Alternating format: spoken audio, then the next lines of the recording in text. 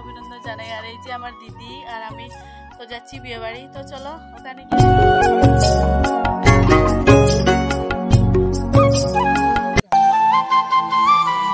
তো দেখো বন্ধুরা, আমরা দু বোন চলে এসেছি বিয়ে বাড়ি। আর এসে এই যে বরকনে এখানে যে পাশা খেলছে, তো একটুখানি দেখছি দাঁড়িয়ে।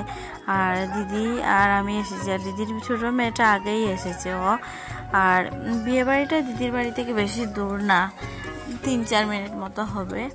যাই হোক, তো আমরা চলে এসেছি। আর বিয়ের দিনকে রাত্রে আমরা আসতে পারিনি, তো আসিনি। আর এই যে এখানে এই যে কড়ি দিয়ে খেলা হচ্ছে, তো একটুখানি দাঁড়িয়ে দেখছি, তো ভাবলাম তোমাদের সঙ্গেও শেয়ার করি।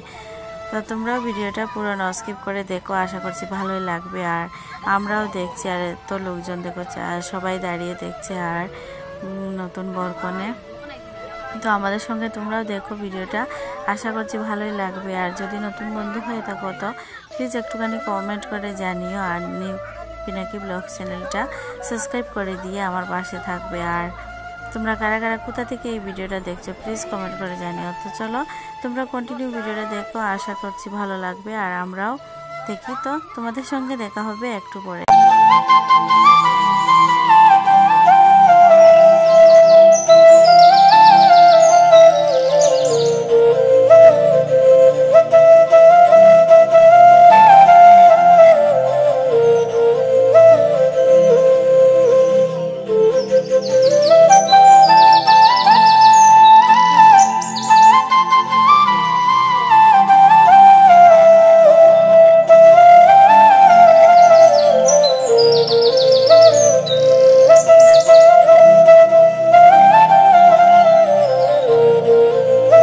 বন্ধুরা, তোমাদেরকে বলে দিই, তোমরা যে আমার আগের ভিডিওটা দেখেছিলে গায়ে হলুদের ভিডিও, রাত্রিবেলা গিয়েছিলাম, তো গায়ে হলুদে গিয়েছি। আর বিয়ের দিনকে আমরা আর যাইনি, যেহেতু আমি দিদির বাড়িতে দিদি যায়নি, তো আমিও যাইনি। তো পরের দিন আজকে বাসি বিয়ে, তো আমরা বিয়ে বাড়ি গিয়েছিলাম, তো এটা তোমাদেরকে বলে।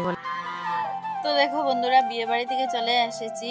আর তোমাদেরকে যে বলেছিলাম যে দিদি আর আমি বিয়ে বাড়ি যাচ্ছি, তো গেলাম। ওইখানে গিয়ে একটুখানি বরকনেকে তোমাদেরকে দেখালাম একটুখানি, ওই যে ওখানে কি পাশা খেলে না কি বলে, ওই যে কড়ি দিয়ে, তো ওইটা একটুখানি তোমাদের সঙ্গে শেয়ার করলাম। তো তারপর খাওয়া দাওয়া করে আর চলে এসেছি। তো আমি তো এই জায়গার না, তোমরা বুঝতেই পারছো। তো দিদির সঙ্গে গিয়েছিলাম, তো একটুখানি লজ্জাও লাগছিল, তো খাওয়া দাওয়া আর তোমাদের সঙ্গে শেয়ার করা হয়নি। তো খেয়ে দিয়ে এবার বাড়ি চলে এসেছি।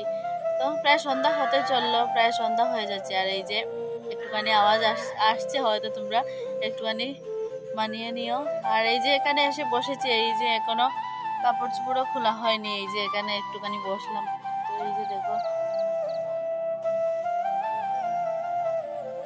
তো চলো একটু পরে আবার আসছি। তো দেখো বন্ধুরা, তোমরা দেখলেই বুঝতে পারবে এই যে গ্রামের দৃশ্য। তো দেখো বন্ধুরা, চারিদিকে শুধু সবুজ গাছপালা। দিদির বাড়ি আসলে না খুবই ভালো লাগে, যেহেতু বাড়িটা গ্রামের মধ্যে।